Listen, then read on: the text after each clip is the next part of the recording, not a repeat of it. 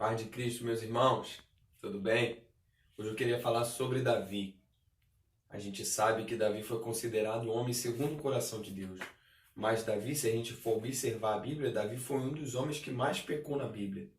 Mas ele foi considerado por Deus um homem segundo o seu coração. E por que isso? Nós, seres humanos, temos uma deficiência muito grande.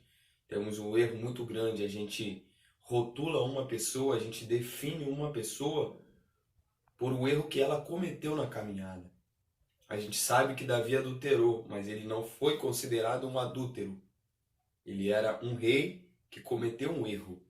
Apesar do adultério, Davi não foi considerado um adúltero. Ele não foi rotulado um adúltero. Davi foi conhecido como um homem segundo o coração de Deus. E se a gente olhar para a Bíblia, a gente tem muitos exemplos como esse. A Bíblia fala que Abraão mentiu, mas ele não foi considerado um mentiroso.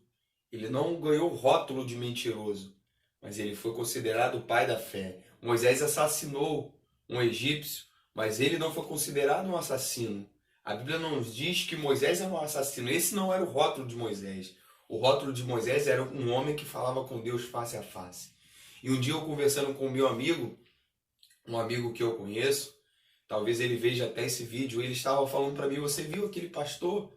Aquele pastor que adulterou? Aquele pastor safado, aquele pastor que não vale nada? E isso me chateou bastante. Por quê? Porque ele estava rotulando o pastor por causa de um erro que ele cometeu na caminhada. Porque ele estava definindo o pastor por causa de um fracasso que ele cometeu durante a sua caminhada. Aquele pastor já tinha feito muitas coisas boas. Aquele pastor já tinha sido muito usado por Deus. Aquele pastor já tinha salvado muitas vidas.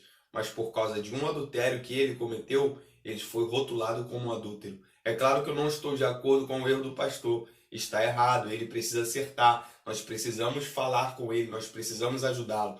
Mas ele não pode ser rotulado por causa de um erro que ele cometeu na caminhada. A minha pergunta para você é: você gostaria de ser rotulado pelo maior erro que você já cometeu na sua vida? Você gostaria de ser conhecido pelo maior fracasso que você já cometeu na sua vida? Eu creio que não.